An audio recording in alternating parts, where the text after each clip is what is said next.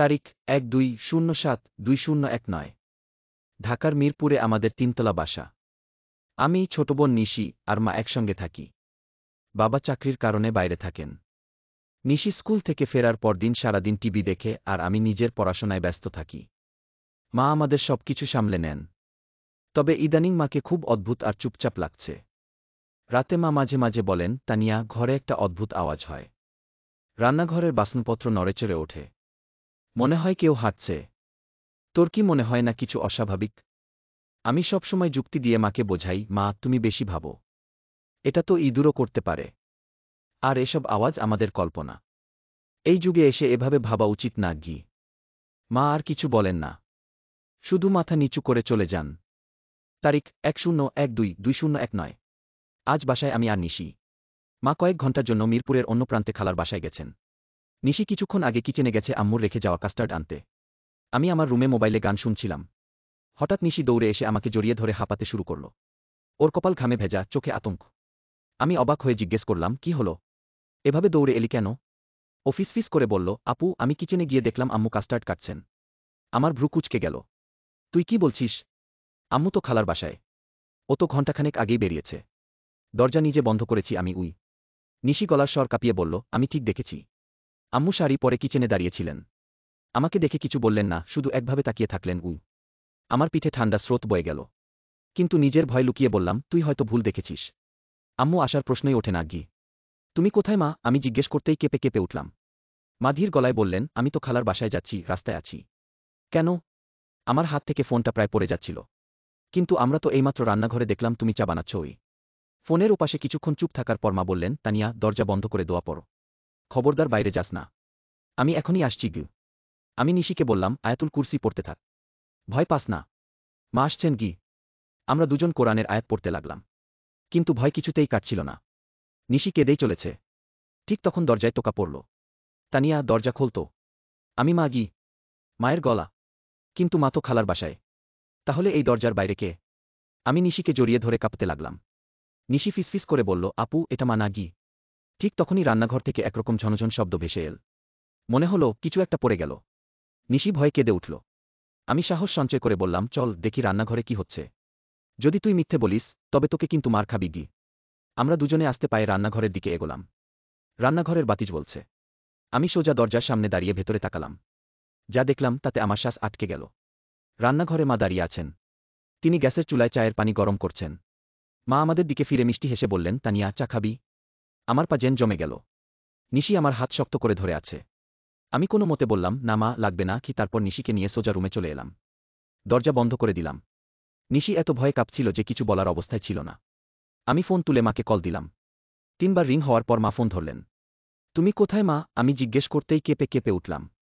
মা ধীর গলায় বললেন, আমি তো খালার বাসায় যাচ্ছি, রাস্তায় আছি। কেন? আমার হাত থেকে ফোনটা প্রায় পড়ে যাচ্ছিল। কিন্তু আমরা তো এইমাত্র রান্নাঘরে দেখলাম তুমি চা বানাচ্ছ। ফোনের ওপাশে কিছুক্ষণ চুপ থাকার পর মা বললেন, তানিয়া, দরজা বন্ধ করে দোয়া পড়ো। খবরদার বাইরে যাস না। আমি এখনই আসছি গি। আমি নিশিকে বললাম, আয়াতুল কুরসি পড়তে থাক। ভয় পাস না। মা আসছেন গি। আমরা দুজন কোরআনের আয়াত পড়তে লাগলাম। কিন্তু ভয় কিছুতেই কাটছিল না। নিশি কেঁদেই চলেছে। ঠিক তখন দরজায় টোকা পড়ল। তানিয়া, দরজা খোলতো। আমি, মা গি। মায়ের গলা। কিন্তু মা তো খালার বাসায়। তাহলে এই দরজার বাইরে কে? আমি নিশিকে জড়িয়ে ধরে কাঁপতে লাগলাম। নিশি ফিসফিস করে বলল, আপু, এটা মা না গি। আমিও ভেতরে ভেতরে জানি নিশি যা বলছে তাই সত্যি। আমার হাত পা অবশ হয়ে আসছিল। আমার হাত পা অবশ হয়ে আসছিল। আমি আবার মাকে ফোন দিলাম। কিন্তু ফোন কেটে গেল। বারবার চেষ্টা করেও একই অদ্ভুত বার্তা শুনতে পেলাম। আপনার কাঙ্ক্ষিত নম্বরে এই মুহূর্তে সংযোগ প্রদান করা সম্ভব হচ্ছে না গি। দরজার বাইরে থেকে মায়ের গলা আরও জোরালো হতে লাগল। তানিয়া, দরজা খোল। আমি তোকে ভয় পাওয়াচ্ছি না।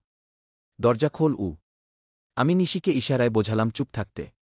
কিন্তু নিশি এত ভয়ে ভেঙে পড়েছিল যে ওর কাঁপুনি থামছিল না। দরজায় আঘাত বাড়তে থাকল। আমরা প্রায় ঘণ্টাখানেক বন্ধ দরজার পেছনে আতঙ্কে কাটালাম। একসময় পুরো বাসাটা একদম নিস্তব্ধ হয়ে গেল। কোনো শব্দ নেই। আমি জানলার ফাঁক দিয়ে নিচে তাকালাম। তখন রাত 10:30। হঠাৎ দেখি মা গেট দিয়ে ভেতরে ঢুকছেন। ওনার হাতে ব্যাগ। আমি চিৎকার করে বললাম, মা। মা দ্রুত দৌড়ে উপরে এলেন। দরজা খুলে মাকে জড়িয়ে ধরলাম। মা হতভম্ব হয়ে জিজ্ঞেস করলেন, কি হয়েছে তোদের? তোরা এত ভয় কাঁপছিস কেন? আমি সব খুলে বললাম। মা মুখে কোনো কথা না বলে রান্নাঘরের দিকে গেলেন। আমরা তিনজন রান্নাঘরে ঢুকলাম। সেখানে আর কেউ নেই। শুধু গ্যাসের চুলায় অল্প আগুন জ্বলছিল, যেন কেউ চা বানিয়ে রেখে গেছে। আম্মু দ্রুত পানি নিয়ে দরজার চারপাশে ছিটিয়ে দিলেন। তারপর নিচু গলায় বললেন, তানিয়া, নিশি, তোদের ভয় পাওয়ার কারণ নেই। যা আছে সেটা চুপচাপ চলে যাবে গি। কিন্তু মায়ের চোখের গভীরে আমি যে আতঙ্ক দেখেছিলাম তা কোনোভাবেই চুপচাপ চলে যাওয়ার মতো কিছু মনে হচ্ছিল না। তারিখ ১৫/১/২/২০১৯। এরপর থেকে রাতে রান্নাঘরে আর যাই না। নিশিও না। মা খুব অল্প কথা বলেন। আর আমরা তিনজনই বুঝতে পারি আমাদের বাসায় কি কিছু আছে। কিন্তু সেই কিছুটা আসলে কি তা কেউই জানি না। শুধু জানি অন্ধকার নামলেই রান্নাঘর থেকে আসা সেই চায়ের গন্ধ আমাদের বুকের ভেতর জমে থাকা ভয়কে আরও গভীর করে তোলে। তারিখ ২/২/১/২০১৯। এই কদিনে আমাদের বাসায় অদ্ভুত ঘটনার মাত্রা আরও বেড়ে গেছে। নিশি এখন প্রায় রাতে ঘুম থেকে চিৎকার করে ওঠে। কখনো বলে কেউ নাকি তার রুমে দাঁড়িয়েছিল। কখনো বলে অন্ধকারে দাঁড়িয়ে থাকা ছায়া তার দিকে হাত বাড়িয়েছিল। মা নিশিকে সান্ত্বনা দিতে চাইলেও আম্মুর চোখেও স্পষ্ট ভয়। আমি নিশিকে বোঝাই যে ও হয়তো স্বপ্ন দেখছে। কিন্তু নিশির দিতা আর তার ভয়ে কাঁপতে থাকা শরীর আমাকে ভুল প্রমাণ করে। আমার নিজের ঘরেও রাতগুলো আর স্বাভাবিক নেই। কয়েকদিন ধরে মনে হচ্ছে কেউ যেন আমার ঘরের দরজার সামনে দাঁড়িয়ে গভীরভাবে আমার দিকে তাকিয়ে আছে। একরাতে আমি স্পষ্ট শুনলাম দরজার ওপাশ থেকে কেউ ফিসফিস করে আমার নাম ধরে ডাকছে, তানিয়া, দরজা খোল। ভয়ে পুরো শরীর অবশ হয়ে গিয়েছিল। নিশিকে ডাকার সাহসও হয়নি। সারা রাত ঘুমাতে পারিনি। মাঝে মাঝে রান্নাঘরের বাতি জ্বলতে দেখি। আবার কখনো বাতি নিভে যায়। মা প্রতিদিন কিছু না কিছু দোয়া পরে পানিতে ফু দিয়ে পুরো বাসায় ছিটান। কিন্তু কোনো কিছুতেই পরিস্থিতি বদলাচ্ছে না। তারিখ ৩/১/১/২০১৯। নতুন বছরের সন্ধ্যা। চারদিকে আনন্দোল্লাস। কিন্তু আমাদের বাসায় এক ভৌতিক নীরবতা। মা রাতে আমাদের ডেকে বললেন, তানিয়া, নিশি, তোদের বলার অনেক কিছু ছিল। কিন্তু তোরা ভয় পেয়ে যাস বলে বলিনি। আমাদের বাসাটা আসলে অনেক পুরনো। আর পুরনো বাড়িতে অনেক সময় পুরনো স্মৃতিও থেকে যায়। আম্মুর গলা কাঁপছিল। আমরা অবাক হয়ে মায়ের দিকে তাকিয়েছিলাম। মা বললেন, আমাদের বাসাটা যেখানে তৈরি হয়েছে সেখানে আগে একটা বাড়ি ছিল। সেই বাড়ির কর্তা ছিলেন খুব খিটখিটে স্বভাবের একজন মানুষ। তার স্ত্রী খুব অল্প বয়সে মারা গিয়েছিলেন। লোকটা নাকি রান্নাঘরেই একটা অদ্ভুত মৃত্যুর শিকার হয়েছিলেন। কেউ বলে হার্ট অ্যাটাক, কেউ বলে আত্মহত্যা। তারপর থেকে এই জায়গায় কেউ শান্তিতে থাকেনি গি। মায়ের কথায় আমাদের শরীর হিম হয়ে গেল। নিশি বলল, তাহলে কি করব আমরা? মা বললেন, আমরা কালই অন্য বাসা খুঁজব। এই জায়গায় আর থাকা ঠিক হবে না গি। আমরা তিনজন সারা রাত একসঙ্গে কাটালাম। ঘরে প্রতিটি শব্দে মনে হচ্ছিল কেউ যেন আমাদের উপর নজর রাখছে। রান্নাঘর থেকে মাঝরাতে কাচের বাসন পড়ার শব্দ পেলাম। নিশি আমার বুকে মাথা গুজে কাঁদছিল। আমিও ভয় পেয়েছিলাম। তারিখ ০৫/০১/২০২০। আমরা আজ বাসা বদলে ফেললাম। মিরপুর ছেড়ে মোহাম্মদপুরে চলে এসেছি। ছোট্ট একটা ফ্ল্যাট। পুরনো বাসার তুলনায় ছোট, কিন্তু এখানে আসার পর একটা স্বস্তি পাচ্ছি। নিশিও বলল, এখানে আর সেই ভয়ানক অনুভূতি নেই গি। মা আমাদের নতুন বাসায় নামাজ পড়ে দোয়া করলেন। আমরা শান্তিতে থাকার আশা করছিলাম। কিন্তু সেই শান্তি খুব বেশি দিন টিকল না। তারিখ ১৫/০১/২০২০। আজ রাতে আমি আর নিশি মায়ের সঙ্গে ডাইনিং টেবিলে রাতের খাবার খাচ্ছিলাম। হঠাৎ রান্নাঘর থেকে একটা ধাতব টুংটাং শব্দ ভেসে এল। আমরা তিনজন থমকে গেলাম। মা দ্রুত রান্নাঘরে গেলেন। আমরা পেছন পেছন গেলাম। কোনো কিছু পড়েছিল না। কিন্তু গ্যাসের চুলার সামনে একটা চায়ের কেটলি রাখা। আর তার চারপাশে পানির ফোঁটা ছড়িয়ে আছে। মা ফিসফিস করে বললেন, তানিয়া, নিশি, বের হও এখান থেকে গিয়ে। আমরা ভয় পেয়ে রুমে ফিরে এলাম। মা কিছুক্ষণ পর এসে বললেন, তোদের বলেছিলাম এসব থেকে পালানো যায় না। এরা জায়গার সঙ্গে নয়, আমাদের সঙ্গে থাকে গি। মায়ের কথায় কাঁপতে শুরু করলাম। নিশি বলল, আমরা কি করব এখন? মা বললেন, একটাই উপায় আছে। দোয়া পড়ে যেতে হবে। আর কখনোই ভয় পাবে না।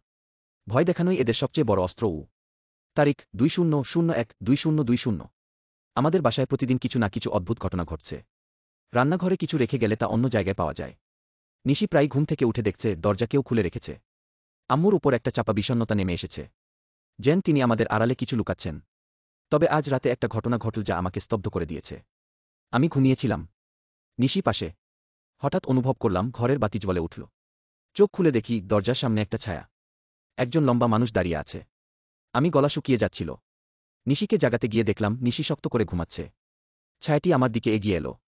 আমি তখন আয়াতুল কুরসি পড়া শুরু করলাম। ধীরে ধীরে ছায়াটি মিলিয়ে গেল। পরদিন সকালে মা বললেন, তানিয়া, তোকে একটা কথা বলি। ভয়কে শক্তি দিস না। যতবার ভয় পাবে ততবার ওরা শক্তি পাবে। সাহস রাখ। তারিখ ১৫/০২/২০২০। এখনও আমরা এই বাসাতেই আছি। ভয়ের অনুভূতিগুলো কেটে গেছে। মা প্রতিদিন দোয়া পড়ে বাসায় ছিটান। নিশিও এখন ভয় পায় না। আমার বিশ্বাস সব অশরীরী শক্তি হয়তো আমাদের দুর্বলতাগুলো খোঁজে। সাহস আর দ্বিতাই তাদের দূরে রাখতে পারে। তবে মাঝে মাঝে রাতে রান্নাঘর থেকে চায়ের গন্ধ ভেসে আসলে আমি আর নিশি শুধু মায়ের দিকে তাকাই। তিনজন একসঙ্গে দোয়া পড়ি। হয়তো এটাই আমাদের একমাত্র রক্ষা।